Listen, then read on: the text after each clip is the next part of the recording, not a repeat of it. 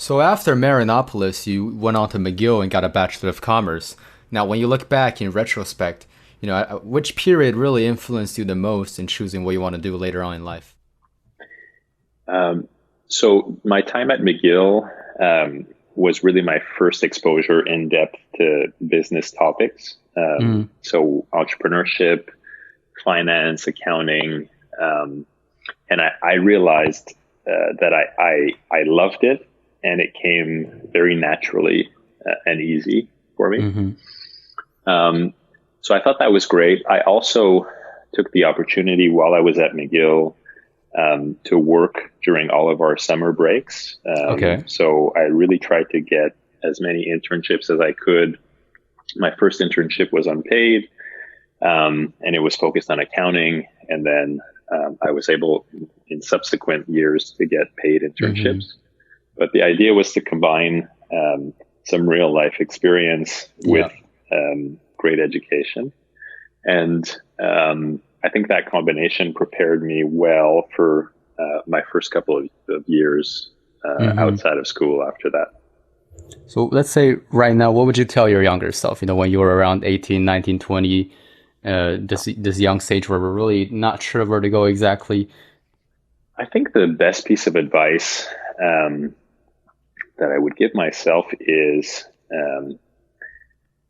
try not to rush it. Like, I think you need to leave yourself some time Okay. to explore and to make some mistakes.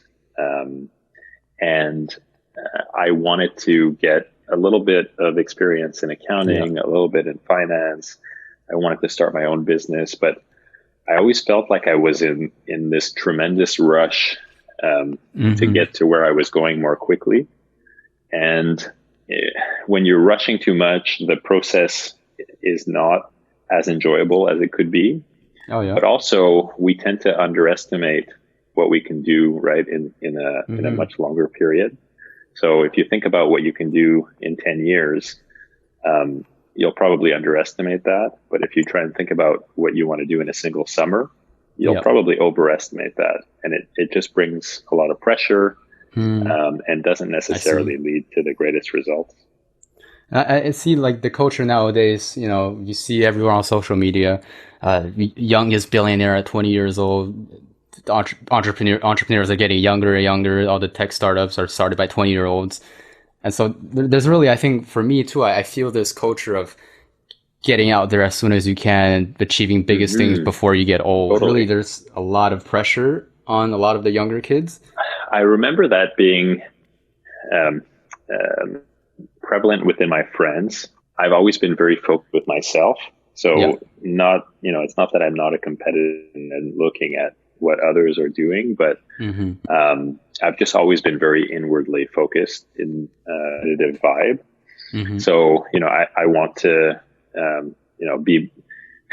be more fit. I want to, Yeah. exceed the grades that I would have got hmm in a certain class or something like that. Or, I want to accomplish more in the business, but I haven't really been comparing it Yeah. to others. And I think, on the concept of rushing through, I think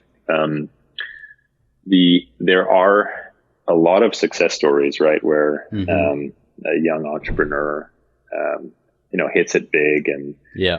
and that's awesome, right? And I think we need to celebrate that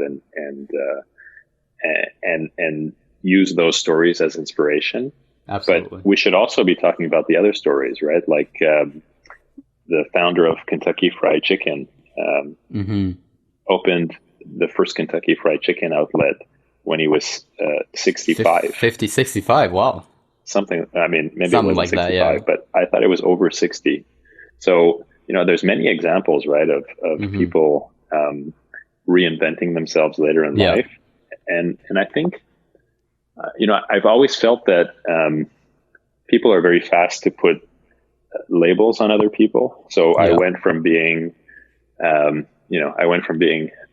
young graduate, right? So, hmm okay, you don't know too much about the real world Yeah. because you're a young graduate. Then I became the finance guy, right? So I was working at hmm RBC Capital Markets, and I was branded as the finance guy. And then I Yeah. decided that I wanted to go into food. And now I'm the food guy, right? So Mm-hmm. I think we need to leave ourselves room to reinvent ourselves. And Right. it's pretty amazing what we can learn and not feel like No, we're yeah, yeah. pigeonholed into something specific.